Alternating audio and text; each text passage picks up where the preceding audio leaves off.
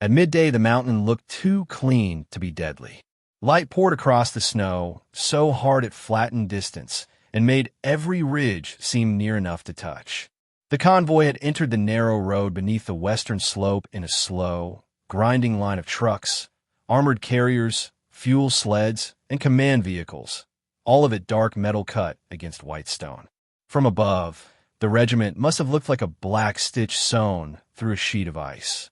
Then the mountain opened fire. The first blast did not come with chaos. It came with precision. A relay mast on the third support truck snapped and folded in a spray of sparks before anyone below had fully registered the crack.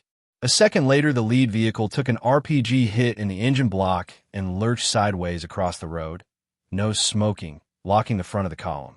Before the men in the rear could even begin reversing, a machine gun from high rock behind them stitched the snow and hammered the road surface, trapping them in place. Within seconds, the convoy was no longer a movement column. It was a boxed herd under disciplined fire. Infantry spilled off the sides and dug behind snow berms, tire ruts, axle housings, and half-buried rock. Drivers crouched under open doors. A medic tried to sprint to a screaming corporal and was forced flat by rounds whipping the snow around him. Officers shouted sectors and fallback positions, but the sound dissolved beneath the hammering of the gun at the rear and the spaced, stomach-tightening rhythm of mortars beginning to walk closer. Not random rounds, adjusted rounds. That was what made the fear sharper. Someone up there had the road, the gully, and the relay point all measured. Whoever had built this ambush knew not only where the regiment would stop, but where frightened men would run when they believed they had chosen for themselves. Long range is dead. The radio sergeant shouted from behind a wheel hub, one hand pressed to his headset, the other gripping a handset that spat static. Short range is breaking up. I'm getting bursts only. We're jammed. We're jammed. The word traveled faster than any order. Jammed. No artillery correction. No clean call for air. No reliable net to coordinate platoons. Just fragments, hand signals, and panic trying to dress itself as doctrine. Near the center of the column, the command vehicle took impacts along the windshield and side panels. A protection team yanked the general from the rear seat and dragged him through the snow into the shadow of a cut embankment where packed ice gave them a few feet of cover. He was a broad-shouldered man in a frost-dusted cap, old enough to have long since earned the right not to be this far forward. And yet there he was, pressed into a ditch like any private under fire. His bodyguards spread around him, two facing uphill, one hit almost immediately in the throat before he had fully settled his rifle. That changed the stakes for everyone who understood what was happening. A convoy destroyed was a military disaster. A general captured alive in a border ambush was something worse. It was a strategic wound, a political wound, the kind that reached far beyond the mountain and did not stop bleeding because the firing stopped. The minutes tightened. Mortars edged inward. Wounded men began to stack behind cover, some calling for aid, some frighteningly quiet. Magazines were checked with the flat, practical movements of people already counting what would be left in 10 minutes, then 5. The afternoon wind had not yet arrived, but everyone on the mountain knew it would. Once the pass turned, snow would begin to move in sheets across the road. Any extraction window, even if they somehow reopened comms, was shrinking with the light. And yet, in the middle of the trap, strange little failures began appearing in the enemy's fire. One gun on the rear slope went silent. Not for long, but long enough for two pinned soldiers to drag a wounded sergeant behind a stalled truck. Then an RPG team on the bend faltered. One man dropped backward out of sight. The tube rolled in the snow. The second man flattened himself and never got the weapon back into play. Moments later, a spotter on a ridged tooth, visible only when mortar smoke drifted thin, jerked sideways and disappeared from the skyline. No one below could explain it. Men shouted over static and gunfire, asking where the support was coming from. Another platoon? Hidden overwatch?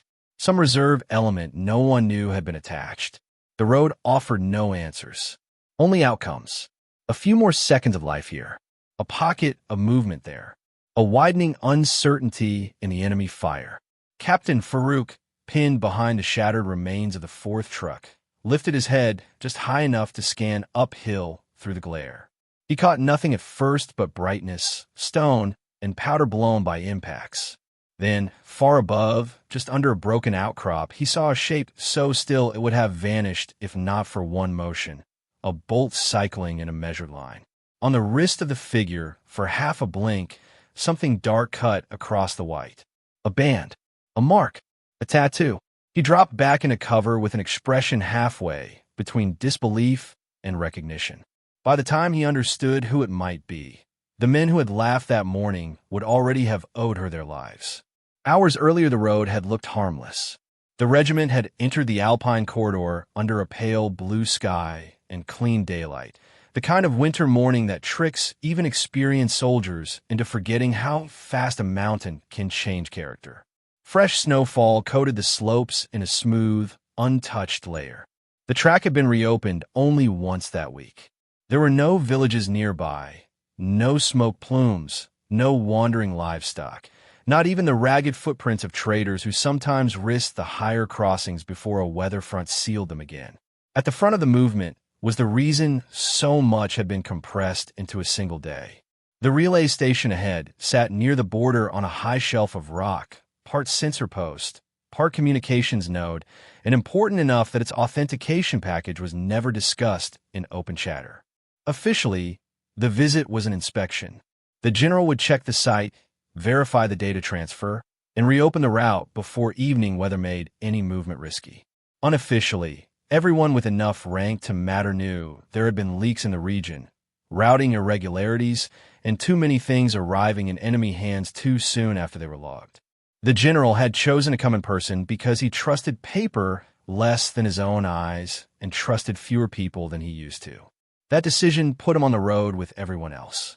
Among the reconnaissance personnel attached to the formation was a junior sniper named Miriam Voss. She was young enough that some of the older men still spoke to her with the tone they used for new replacements, though that had less to do with time in service than with silence. She did not advertise skill. She did not tell stories. She answered questions exactly and only once. She carried her rifle clean and low, kept her own pace, and had a way of looking at terrain that made others feel as if she was listening to something they could not hear. Her left forearm, visible whenever she adjusted her glove or sleeve, was marked by a black mountain bird spread over old scar tissue.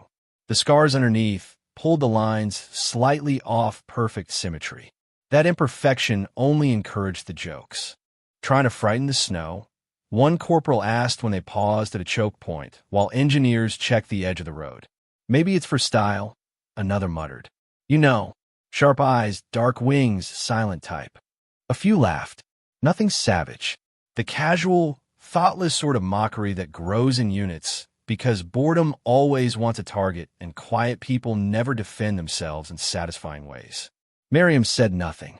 She tightened the cuff of her glove, pulled her sling into a better position, and looked uphill instead of at them.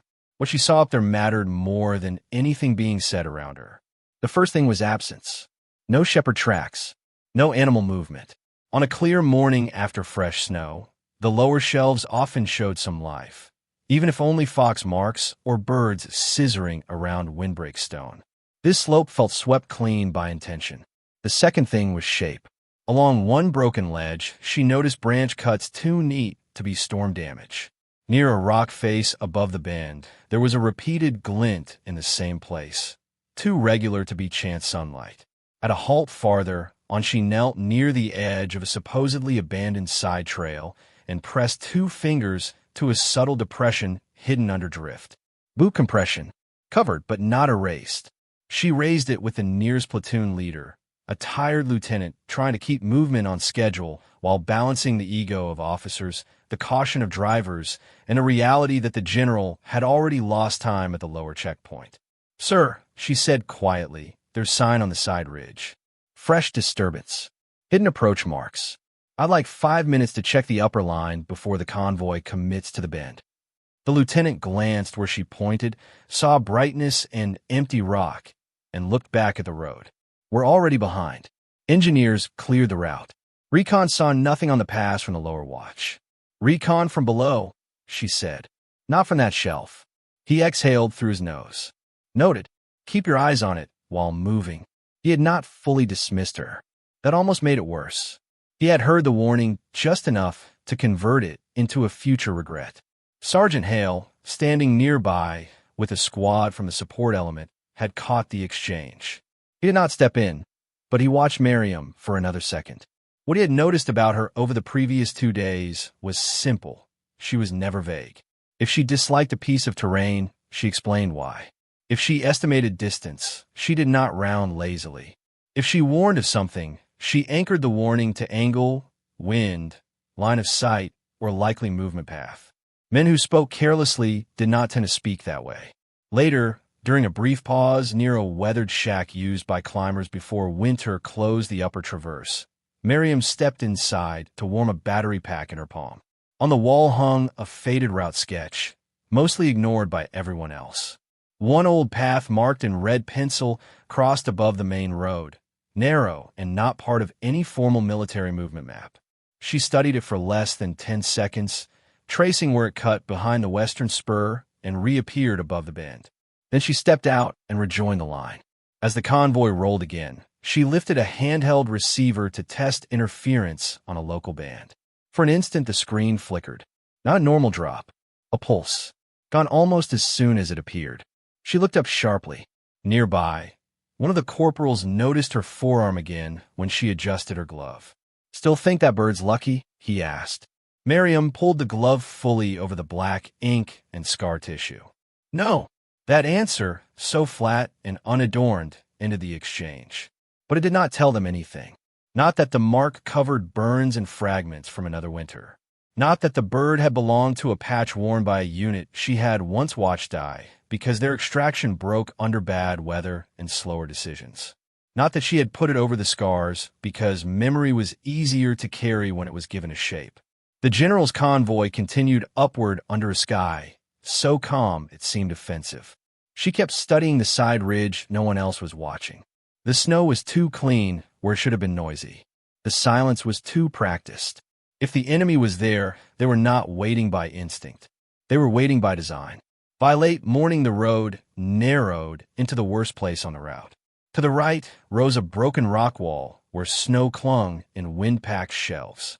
To the left, the slope fell away into a trough and then climbed again toward jagged stone with commanding views of the road.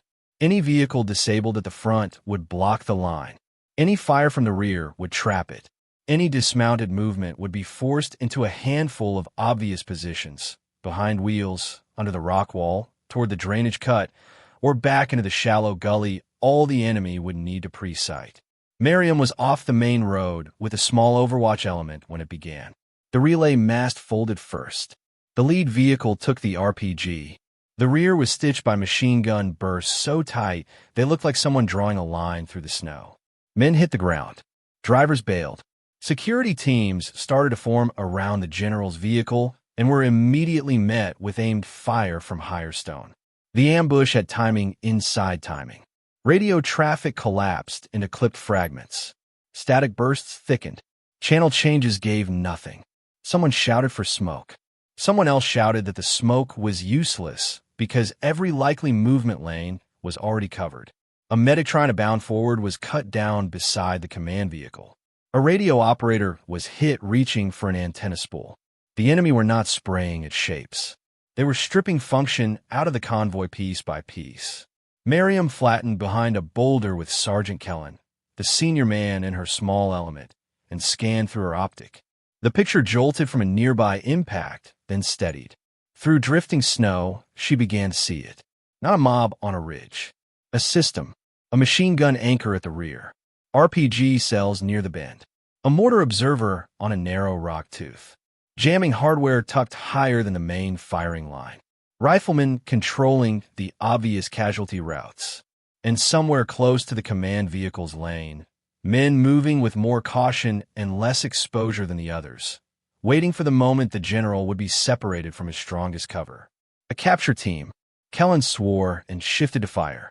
A round cracked the rock edge, showering them both with grit and ice.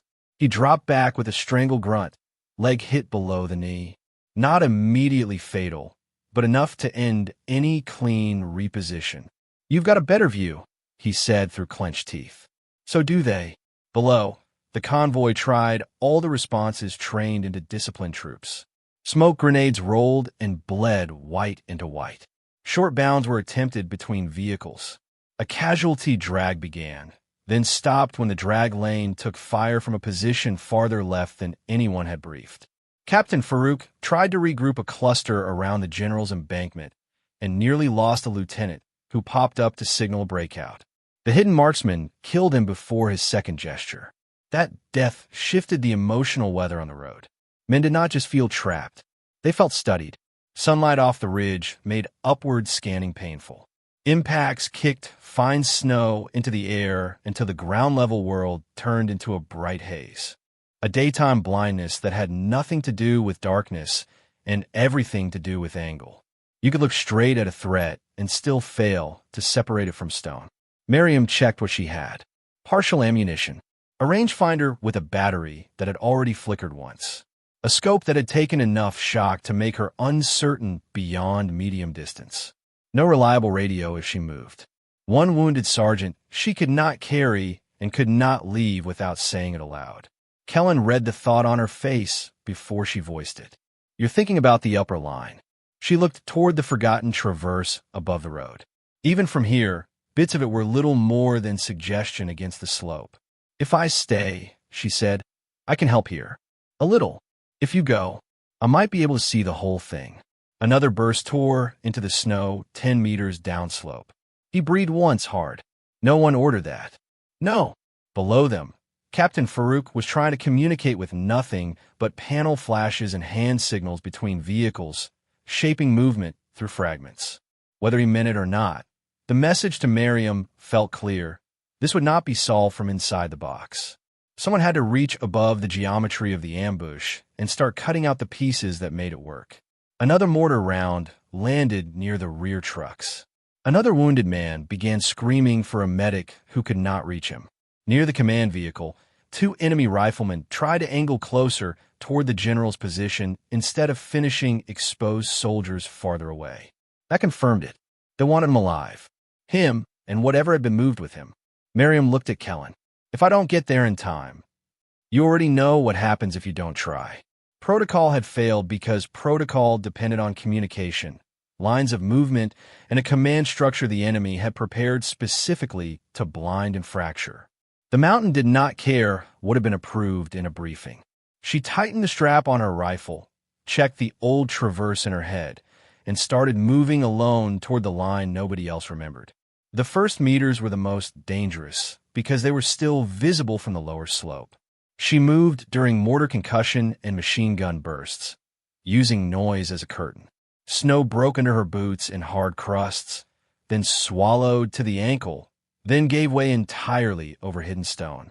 The climb was not a cinematic sprint. It was a labor of breath, friction, balance, and choices measured in inches. She carried only what she could move with fast enough to matter. Rifle, partial ammunition, the rangefinder, white overlayer, compact med kit, a few smoke markers she doubted she would ever have a luxury to deploy. Everything else was weight the mountain would punish. The traverse itself was worse than the old sketch had implied. In some places it existed as a real ledge no wider than a boot. In others it was only a slanted seam where drift had gathered against rock. Twice she had to flatten against stone and edge sideways above a drop that would not have killed her cleanly, only broken her into the road below. Perfect stealth became impossible. Once she dislodged a fan of powder and had to freeze while it slid downslope. Another time she crossed a patch of blue ice on hands and knees while rounds passed somewhere beneath. The sound so flat in the high air that it felt detached from consequence. Halfway up, she found proof that burned away any remaining doubt. Tucked behind a fold of broken rock was a shallow observation nook invisible from the road. There were ration wrappers under the drift. Wire impressions. Small stakes marked at intervals beneath sifted snow. Someone had measured this route, annotated it, rehearsed it. The ambush had not been assembled overnight from rumor and luck. It had been built with patient eyes. A few feet farther, she spotted a discarded battery pack wedged under stone. Same model and casing profile as the flicker she had seen earlier on her receiver. Jammer support. High ridge network. She tucked the image into memory and kept going. Then a nearby impact kicked loose a slew of snow from above. It hit her from the side and behind, not enough to bury her, but enough to sweep her legs out and slam her wrist against rock. She grunted, rolled, and dug with her free hand until she stopped sliding. Cold packed in her sleeves. Pain flashed white through the arm with the tattoo. When she shoved the snow back and exposed her forearm, the black bird was stark against the red, burn-pulled skin beneath it. For one breath, the present split, and older winter came through.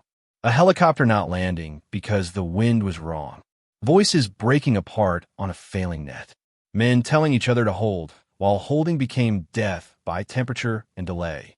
Her own skin opening under heat and fragment when fuel caught.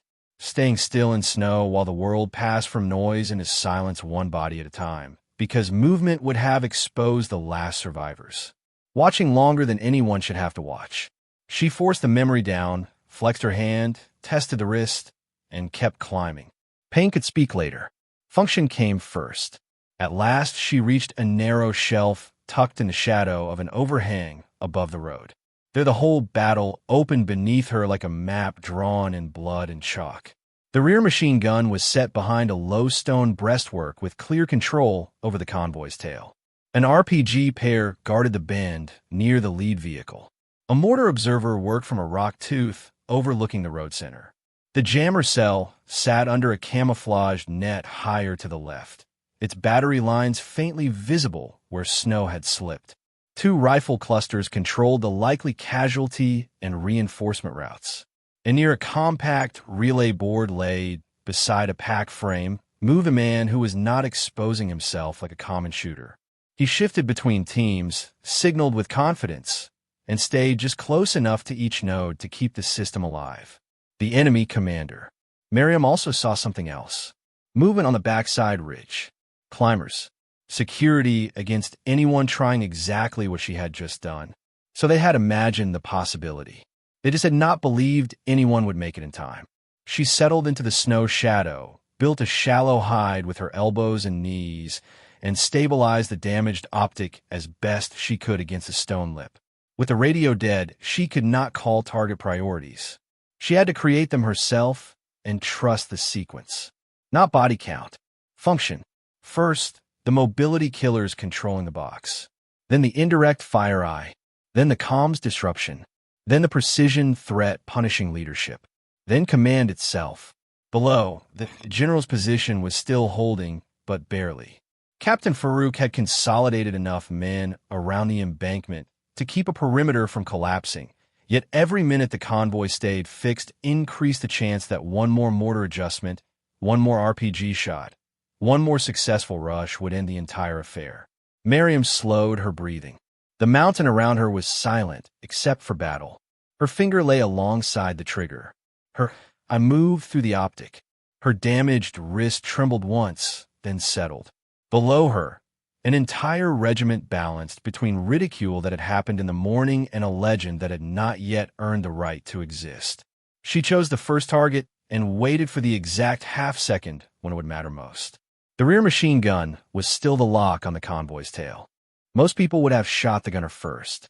That was the dramatic target, the obvious target. Miriam waited instead for the assistant to lean in and correct the feed with his body exposed. When she fired, the shot cracked across the snowfield, and the assistant folded sideways into the weapon. The gunner jerked in confusion, tried to recover the belt alone, and lost precious seconds. That pause was enough. Two soldiers at the trapped rear pulled a wounded comrade into better cover. A driver managed to reverse a meter and angle his truck, so it created a new pocket of protection. Tiny gains, but gains were contagious in places built on paralysis.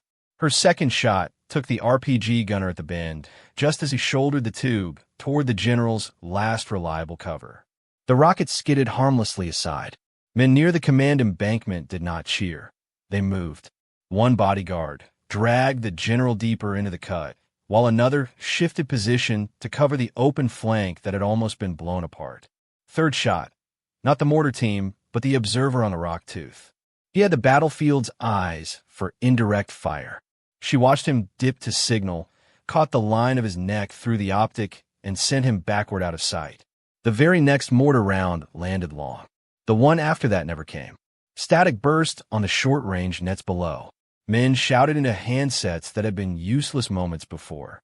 The jammer cell was still working. She shifted left, found the battery lead under the netting exactly where she had expected, and waited for the technician to lean out and adjust the connection. Her fourth shot punched through fabric, flesh, and cable. The technician slumped. One side of the net collapsed. Somewhere below, clipped voices began to reconnect in fragments.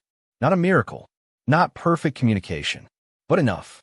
Captain Farouk heard those fragments and understood that someone above was not firing wildly. The pattern had intelligence. He began using it. "Bound on my mark," he shouted to two squads pinned among the center vehicles. "Short moves only. Recover wounded first. Keep the general screened." Miriam took the hidden marksman next. He had been punishing officers, medics, anyone who tried to impose structure on the panic. She found him by waiting for his barrel line to betray the dark slit between rocks. When he shifted to reacquire Farouk, she fired. His head snapped back and vanished from the slot. The effect below was larger than a single casualty. Leaders began moving again. A lieutenant who had been frozen behind a wheel assembly suddenly broke cover and reached the next position alive. A medic crawled to a wounded private and started the work that fear had delayed. Men who had been surviving became soldiers again. Action spread. That was when the enemy commander understood his ambush was being undone from above. His response was immediate and professional. Two climbers peeled off the backside ridge toward Miriam's shelf. A compact quadcopter rose from behind stone, small and almost toy-like against the glaring sky. Heavier rifle fire shifted toward likely overwatch points. Probing shots started striking the snow near her hide, not accurately yet, but close enough to tell her the search grid was narrowing. One round clipped the stock of her rifle and jolted the already stressed optic. The image blurred, then settled imperfectly. Her window for precise long shots was shrinking. She did not panic. Panic is loud. Discipline is quiet. She refused two tempting targets because they were low value. One exposed rifleman firing into the convoy. Another dragging ammunition between stones. Killing them would feel productive. It would also waste rounds she no longer had to spare. She conserved ammunition by thinking in effects, not emotions. Below, partial comms let Farouk organize a local counter. Smoke started to bloom in a staggered line around the general's position. Another squad prepared to move uphill toward the nearest firing nest. They were not waiting to be rescued. They were using the opening she had cut. The drone climbed.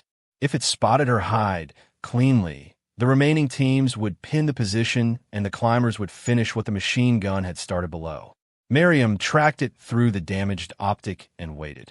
It skittered across the bright sky, hard to read against the glare. She did not rush the shot. She let it hover for a second while correcting. Then she fired. The drone spun, wobbled, and dropped behind rock in a spray of fragments. One of the climbers was already close enough now that she could hear small dislodged stones under his boots. Her first hide was done. She crawled backward, belly low, and slid along the shelf toward a secondary notch. Snow packed into her collar. The rifle nearly slipped from her grasp when the slope iced under her elbow. For one terrible second, the weapon was more at risk than she was, and she clamped down so hard pain flashed through the wrist under the tattoo. Then she dragged herself into the notch and reset. From this angle, she saw the true center of gravity more clearly. The commander had repositioned beside a compact relay and map board, one hand signaling the surviving capture team, the other trying to redirect the rear suppression line and salvage control. He was no mere local raider. Everything about him said rehearsal, contingency, fallback planning. He was trying to patch the ambush back into his system before the regiment below could turn breathing room into escape. Farouk, meanwhile, launched his short uphill assault against the nearest nest. It was not a grand charge, just disciplined aggression over a few meters of murderous slope, enough to keep the enemy split between killing the convoy and solving the unseen rifle above them.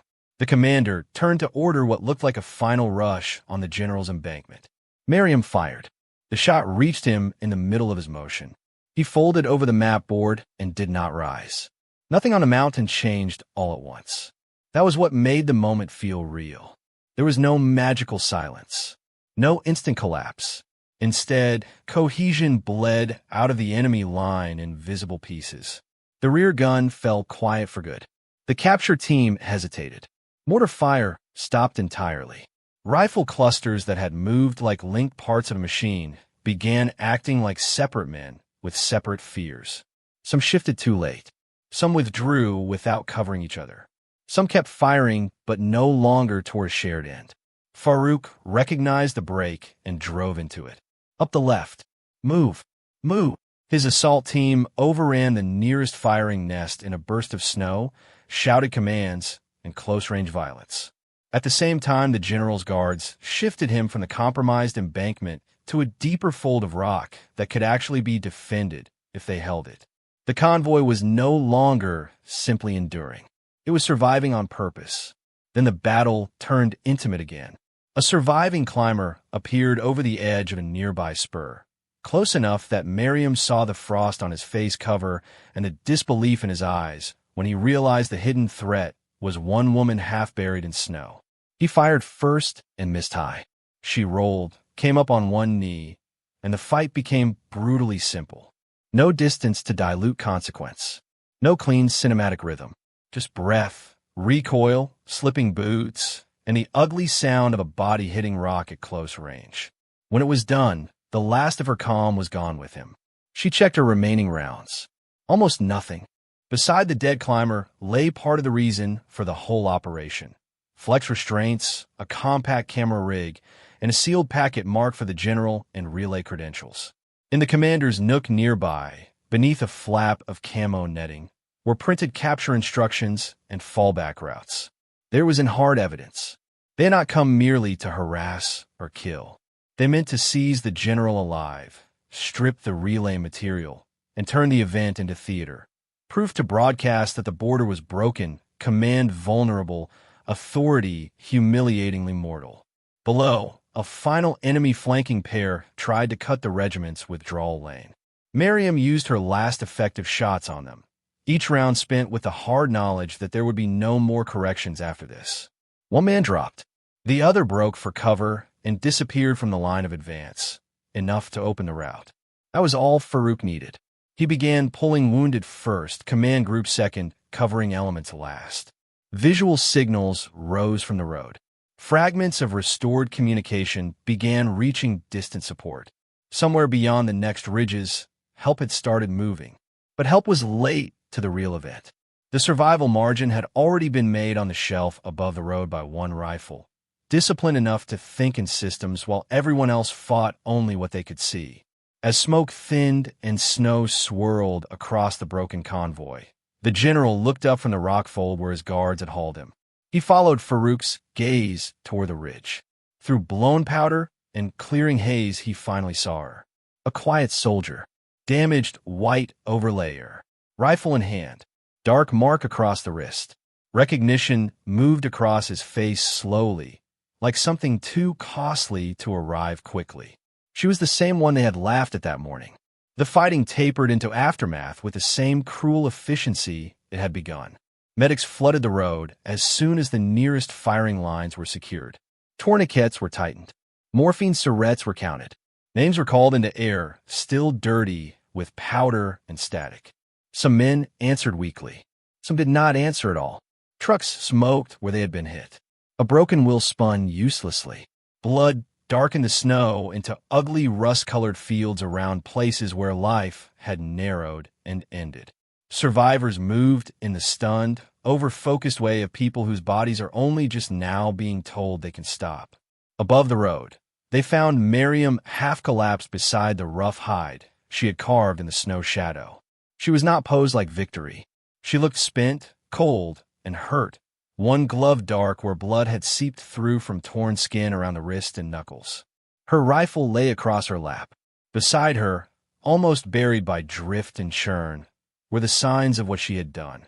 Spent casings, a collapsed net, the dead climber, the captured packet. Sergeant Hale reached her first with two others. "You hit?" he asked. She glanced at her wrist, then at the slope below, as if inventorying other people before herself. Functional. He almost laughed, but the day had emptied that impulse out of him. Instead, he crouched, looked over the ridge line she had commanded, and let the scale of it settle. "You saw the whole mountain," he said quietly. "No," she answered. "Enough of it." When they brought her down, the men on the road fell silent in a way that had nothing to do with rank. Not ceremonial silence. Not forced. Something more uncomfortable and more honest. They had mocked the tattoo because it gave him a way to make her smaller than their uncertainty. Now they were looking at the same mark with the understanding that it had been present while they were trapped, moving calmly through everything that could have destroyed them. The general asked to speak to her before evacuation. His aides tried to protest the delay. He ignored them. He stood near the side of the road with a field dressing at his temple and thawing blood on one cuff, looking less like a distant figure from briefing papers than a man who had just seen the thin edge between institution and collapse. Miriam halted in front of him, swaying slightly from fatigue, but still straight. "You pulled a regiment out of a prepared kill zone," he said. "We pulled it out," she replied. "Captain Farouk, move the line." The assault teams took the nests. Comms came back enough to. He stopped her with the smallest lift of a hand. Not dismissive. Corrective. "Others acted," he said, "because you gave them a battlefield they could act on." That was the quiet inversion the mountain had earned. The highest-ranking man present speaking to the soldier many had treated as decorative, strange, or peripheral, not because ceremony required it, but because reality did. Later, in the debrief at the lower post, the pieces came together. The enemy plan was reconstructed from recovered gear, route analysis, signal logs, and the materials found on the ridge. They had identified the inspection window in advance. They had positioned jammer equipment to blind long-range coordination and fracture short-range command. They had rehearsed fire lanes, casualty routes, and fallback paths. Their objective had been twofold: seize the general alive for propaganda and capture relay authentication materials tied to the station. A strategic theft paired with a public humiliation. Not random border violence. Not a local opportunist strike. Something planned to echo far beyond one mountain road. For a time, suspicion circled the convoy itself. Too many details had been known. Timing too exact. But the deeper investigation pointed elsewhere. Compromised routing data from an earlier logistics system had leaked movement probability, not certainty. The enemy had not enjoyed a dramatic traitor whispering from inside the command vehicle. They had built a net from fragments, then used discipline and terrain to turn probability into near-certain slaughter. Hale was the one who said aloud what others had been thinking. She saw the mountain. He told the room, flat and unadorned. The rest of us saw the schedule. No one argued. They also reconstructed her target sequence, and the more the officers worked through it, the quieter the room became. She had not fired for spectacle. She had not chased body count. She had dismantled function. Rear lock, RPG, observer, jammer, marksman, command, flank. Every shot selected not for noise, but for cascade. Blind the ambush. Break the box. Cut indirect fire. Restore movement. Sever control. Protect withdrawal. It was fieldcraft made visible only after survival gave people time to understand it. Eventually, the conversation turned to the tattoo, because it had to. Would have been mocked in the morning, now sat in memory beside every saved life on that road.